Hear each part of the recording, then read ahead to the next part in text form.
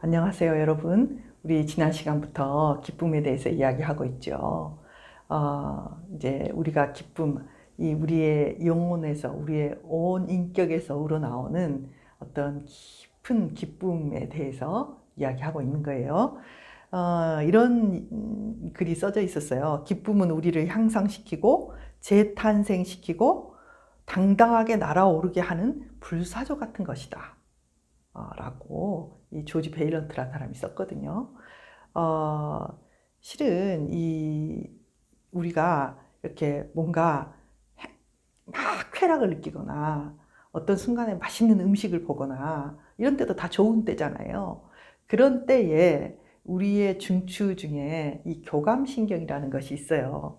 교감신경이 더 작동이 되고요. 이제 교감신경이 작동이 된다는 말은 무슨 말이냐면은 심박수가 빨라지고 흥분된다는 이야기예요.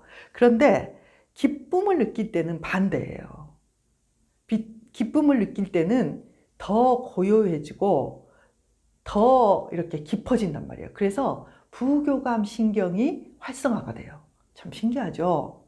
그러니까 여러분이 잘 생각해 보세요. 진짜 뭔가 이 자극이 있어서 좋아! 이게 아니라 뭔가 마음속 깊이에서 우러나는 이 기쁨이 이렇게 쫙 번져나갈 때 우리의 영혼과 육체가 이렇게 고요하고 어떻게 보면 거룩하다고까지 말할 수 있을 정도로 감해지는 거예요. 그게 이제 우리가 기쁨이라고 말할 수가 있죠. 예를 들면 이렇게 교감신경이 아니라 부교감신경이 활성화되는 행동 중에 또 중요한 게 뭐냐면은 포옹이 있어요.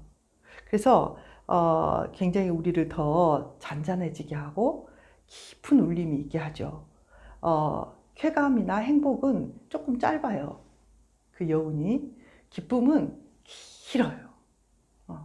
그러니까 어떻게 보면은 이 진정한 기쁨이야말로 우리의 인생에서 우리가 어떤 사람인가를 깨닫게 해줘요. 저는 가끔 이제 이런 이야기를 듣거든요. 제가 뭘 하면 좋겠습니까? 내 진로는 어떻게 하는 게 좋겠어요? 라는 질문들을 많이 받아요. 여러분, 제가 사람들을 관찰하고 여러 가지 당신이 어떤 것에 소질이 있고 적성이 맞는지를 이야기해 봅시다. 뭐 이런 이야기를 하죠. 그런데 가장 중요한 것은 뭐냐면요. 진짜 자기가 할 일에 이렇게 접근하잖아요. 진짜 자기가 이 땅에서 해야 될 소명이라고 할까요? 그런 것에 접근이 되잖아요. 그러면은 자기 속에서 벨이 울려요. 그 벨이 뭔지 아세요? 기쁨의 벨이 울려요. 그래서 이 기쁨이라는 것은 우리의 삶을 변화시키는 중요한 어떤 상태이기도 하고요. 우리의 삶이 어떻게 해야만 정말 좋은 삶이고 궁극적으로 그렇게 가야 되는지를 알려주는 중요한 알람이기도 해요. 그래서 여러분은 여러분의 기쁨에 대해서 관심을 기울여야 되죠. 그런데 이제 되게 중요한 게 뭐냐면은 어린아이들을 관찰했을 때요. 이 행복과 기쁨 후 두 마리를 토끼를 잡는 행위가 있어요. 그게 뭐냐면은 놀이를 하는 거예요. 놀이. 이 놀이를 하는데 이 놀이를 하면 아이들이 행복해지고요. 이 얘들의 뇌를 이렇게 관찰해 보면은 즐거워지고 기뻐져요. 그런데 이제 이 놀이를 할 때 어떤 놀이를 하나요? 모든 놀이를 하죠. 예를 들면 역할 놀이도 해요. 전쟁 놀이도 해요. 막 서로 나눠서 싸우기도 하고요. 뭐 별걸 다 하죠. 그래서 이 놀이를 할 때는 모든 행위가 기쁨이 될 수 있어요. 예를 들면 놀이가 아닌데 경쟁을 해. 그럴 때는 되게 스트레스를 받잖아요. 근데 놀이에서의 이 서로의 경쟁, 놀이에서의 싸움은 이기는 것도 배우고 지는 것도 배우는 거예요. 나눠주는 것도 배우고 또는 내가 받는 것도 배워요. 내가 엄마의 역할도 배우고 자식의 역할도 배워요. 그래서 유아에게는 놀이가 아주 중요해요. 이 놀이라는 거는 뭐냐면은 실제는 아니잖아요. 실제는 위험하고 스트레스 받고 못하면 어떡하지 이런 두려움의 세계라면 놀이는 안전한 세계예요. 여기서는 실패해도 괜찮아요. 여기서는 져도 괜찮아요. 여기서는 질 수 있는 게 뭔지를 배워요. 그래서 아이들의 놀이가 아주 중요해요. 그리고 이 놀이가 어른이 되면 뭐가 될까요? 어른이 되면은 스포츠가 되죠. 그리고 어른이 되면 이게 노래가 돼요. 그리고 어른이 되면 춤이 돼요. 이런 것들이 되죠. 그래서 어른이 돼서도요, 스포츠를 즐기고 또 노래를 하고 음악을 하고 뭔가 이렇게 춤을 추고 어떤 리듬을 맞추고 이런 것들이 되게 인간의 즐거움, 근본적인 기쁨하고 깊은 연관이 있고요. 또 예를 한번 들어보면 아주 깊은 연관이 있는 게 영적인 깨달음, 영적인 진보예요. 많은 사람들이 이제 회심의 경험들에 대해서 이야기를 해요. 깨달음의 순간에 대해서.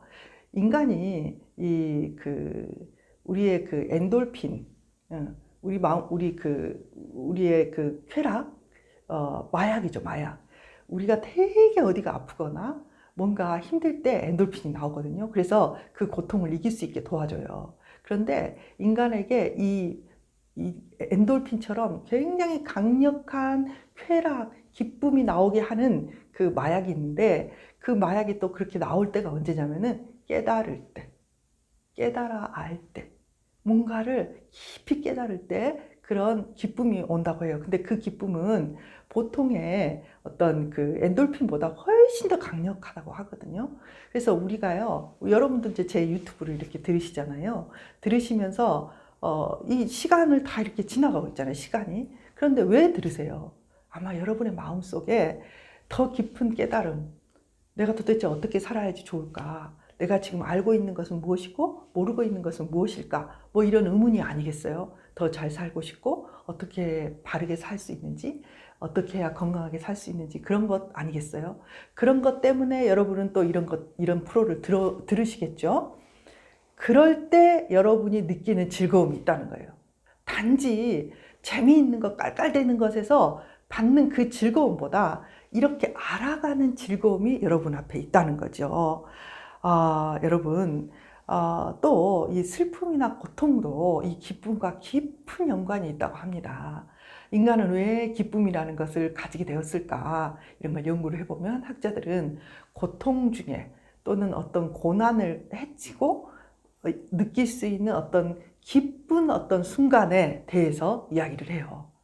그래서 인간이 삶을 살아갈 때 그 기쁨으로 회귀하고자 하는 그 욕망, 기쁨으로 돌아가고자 하는 그런 깊은 소원, 이런 것들이 인간으로 하여금 잘 살게 하고 또 삶이 더 풍요로워지게 만들어준다는 거예요.